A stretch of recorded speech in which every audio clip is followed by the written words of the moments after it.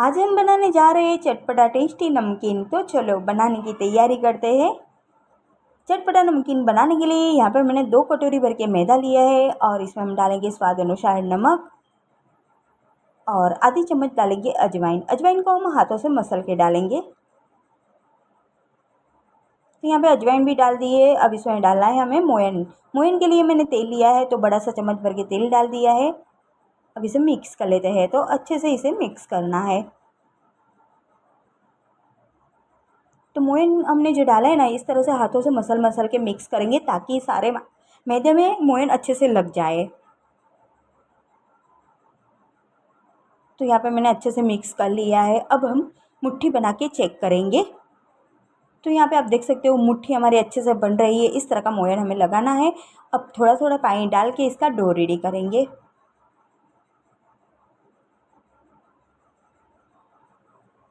तो यहाँ पे हमें थोड़ा थोड़ा पानी डाल के ही डो रेडी करना है।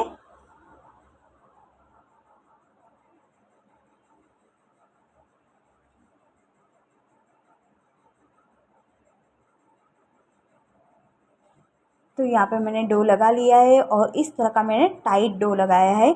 अब इसे हमें 10 मिनट के लिए ढक के रखना है ताकि ये अच्छे से सेट हो जाए।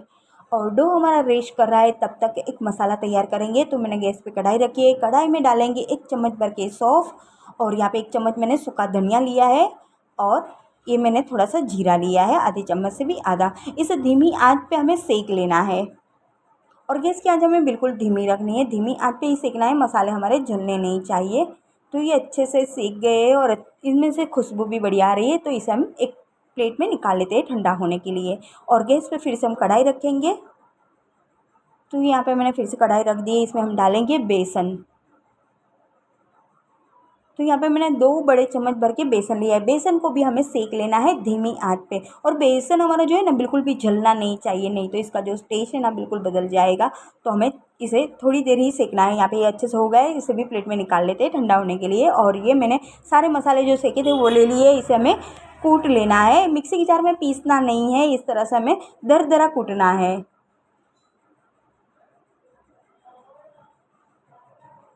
तो यहाँ पे इसे मैंने इस तरह का दरदरा कूट लिया है और इसका एक मसाला तैयार करना है। तो इसे हम साइड पे रख देंगे और यहाँ पे बेसन लेंगे जो हमने सेक के रखा था। अब इसमें जो मसाला कूट के रखा था ना वो हमें डालना है। तो मैंने बड़ी सी चम्मच भर के ये डाल दिया है और इसमें बाकी के मसाले डालेंगे। तो स्वाद अनुसार नमक डाल देते हैं और चुटकी भर जितनी हल्दी डालनी है, आधी चम्मच गरम मसाला डालेंगे और 1 चम्मच भर के लाल मिर्च डालेंगे। आप जितना तीखा पसंद करते हो उस हिसाब से आप मिर्च डाल सकते हो। अब ये सारी चीज़ें हमें मिक्स कर लेनी है। तो यहाँ पे सारी चीज़ें मैंने मिक्स कर ली है और इसे चटपटा बनाने के लिए यहाँ पे हम डालेंगे अब आमचूर की चटनी। तो यहाँ पे मेरे पास चटनी बनाई हुई थी तो वही मैंने चटनी ले ली है। अगर आपके पास ना हो तो चटनी बना के भी डाल सकते हो। गुड़ इमली की भी चटनी चलेगी और आमचूर की भी चलेगी। अगर ना हो चटनी तो इसमें आमचूर और जो पीसी हुई शक्कर आती है ना वो भी डाल सकते हो और या तो नींबू का रस भी डाल सकते हो। तो यहाँ पे हम थोड़ी सी और डाल देते हैं और इसे मिक्स कर लेते हैं। इससे जो नमकीन हमारी है ना बहुत ही स्वादिष्ट बनती है। तो यहाँ पे ये मैंने सारी चीज़ें मिक्स कर ली है और 10 मिनट हो गई है। तो अब हम डो को भी चेक कर लेते हैं। तो ये हल्का सा नरम हो गया है। तो एक थाली लेंगे और इसे हमें इसमें निकाल लेना है। थोड़ा सा तेल डाल के इसे मसल लेना है। डो को हमें पहले से ही टाइट लगाना है और इसे रेस्ट करने के लिए रखते हैं ना थोड़ा सा नरम होता है, तो पहले से हमें टाइट ही लगाना है। तो यहाँ पे मैंने इसे मसल लिया है। अब इसमें से हमें लुइया कट करनी है। तो यहाँ पे चाकू की मदद से इस तरह से हम 2 लुइया कट कर लेंगे। तो इस तरह की बड़ी बड़ी लुइया हमें कट कर लेनी है और इसका पेड़ा बना लेना है।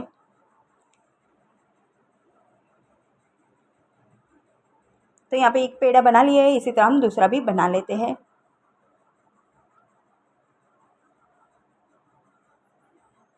तो यहाँ पे दोनों पेड़े बना लिए। अब इसकी हमें रोटी बेलनी है। तो यहाँ पे एक पेड़ा लेंगे और सूखा मैदा थोड़ा सा डाल देंगे हम और इसकी पतली सी रोटी बेल लेंगे। जैसे रोटी बेलते हैं ना पतली, उतनी ही पतली हमें इसे बेलना है।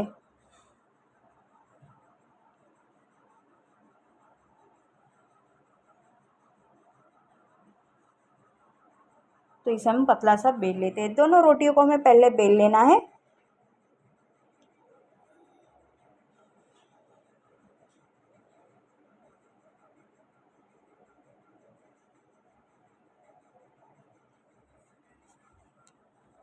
और ये नमकीन है ना, बहुत ही स्वादिष्ट बनती है और महीने तक भी आप इसे बना के रख सकते हो।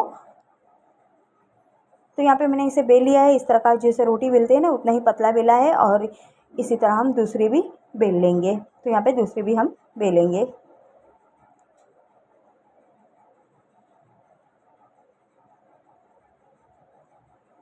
तो यहाँ पे मैंने दूसरी भी रोटी बेल ली है।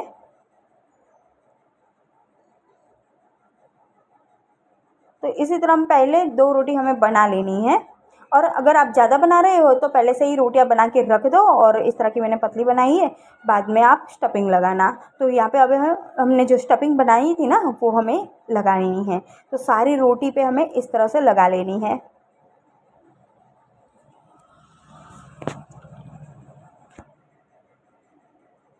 तो सारी रोटी पे हम लगा लेते हैं स्टफिंग को।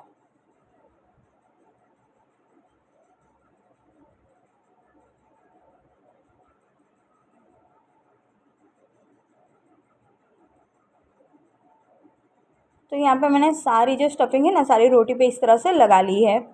अब जो दूसरी रोटी बेल के रखी थी ना, वो इस पे हमें रखनी है। तो इस तरह से सारी जगह पे हमें स्टफिंग रख देनी है। और जो हमने रोटी बनाई थी अब इस पे रखेंगे हम। तो यहाँ पे मैंने इस तरह से रोटी रख दी है और हाथों से इस तरह से प्रेस करेंगे ताकि ये अच्छे से चिपक जाए। जब हम फ्राई करें ना तो वो फूले ना। तो इस तरह से हमें कर लेना है। और हल्का सा बेलन भी इस पर हम इस तरह से लगा लेंगे ताकि ये अच्छे से चिपक जाए। बिल्कुल हल्के हल्के हाथों से हमें करना है, स्टफिंग बाहर नहीं निकलनी चाहिए। तो यहाँ पे मैंने इसे बेल लिया है। अब हमें कट करना है। तो मैंने पिज़्ज़ा कटर लिया है और चारों तरफ से हमें इसे कट कर लेना है इस तरह से। और एक चौकन्ना शेप देना है। तो इसे मैंने कट कर लिया है और ये जो है इसे हम साइड पे रख देते हैं। और अब हम फिर से कट करेंगे। तो इसे हमें इस तरह से लंबा लंबा कट कर लेना है। और जैसे शक्करपारे हम बनाते हैं और कट करते हैं ना, वैसे ही इसे कट करना है, पर इसे थोड़ा सा बड़ा रखना है। तो यहाँ पे मैंने इस तरह से कट कर लिया है। और अब हम यहाँ पे भी कट कर लेते हैं।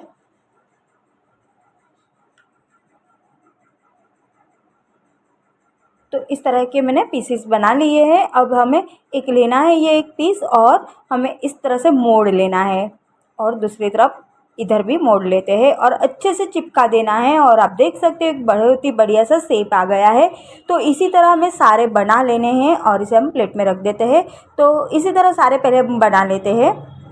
और यहाँ पे दूसरा भी आप देख सकते हो, मैंने इस तरह से मोड़ के इसका बढ़िया सा शेप दिया है।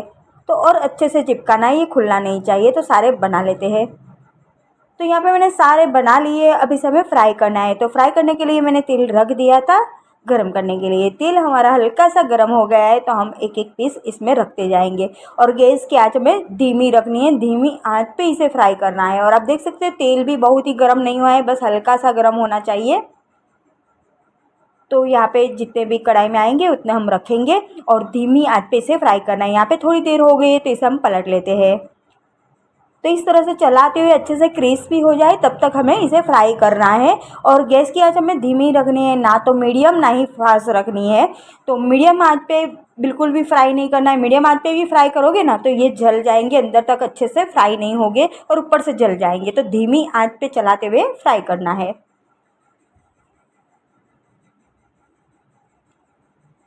और इसे इस तरह से चलाते भी रहना है, अच्छे से क्रिस्पी हो जाए तब तक हमें इस तरह से चलाते हुए फ्राई करना है। और यहाँ पे आप देख सकते हो ये बहुत ही अच्छे से क्रिस्पी हो गए। तो इसे हम निकाल लेते हैं।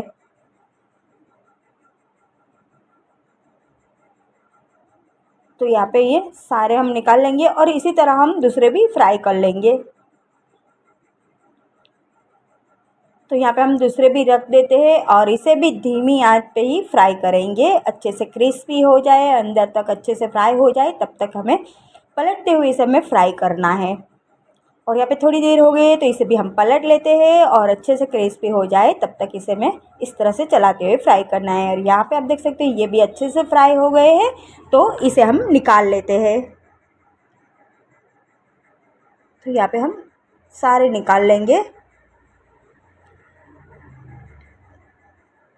तो यहाँ पे ये हमारे चटपटे क्रिस्पी नमकीन बनके रेडी है। आप देख सकते हो बहुत ही क्रिस्पी बने हैं और खाने में तो बहुत ही टेस्टी लगते हैं। आप देख सकते हो ये बहुत ही क्रिस्पी बने हैं, तो आप भी इसे एक बार ज़रूर ट्राई करना। और अभी दिवाली आ रही है तो दिवाली में भी ये नाश्ता आप बना के रख सकते हो और मेहमानों को एंजॉय करवा सकते हो। बहुत ही टेस्टी बनता है, तो इसे एक बार ज़रूर ट्राई करना। और आज की ये चटपटी टेस्टी नमकीन की रेसिपी आपको कैसी लगी कमेंट में ज़रूर बताना। वीडियो पसंद आए तो फ्रेंड फैमिली के साथ शेयर करना। मिलते हैं नेक्स्ट वीडियो में। Bye bye.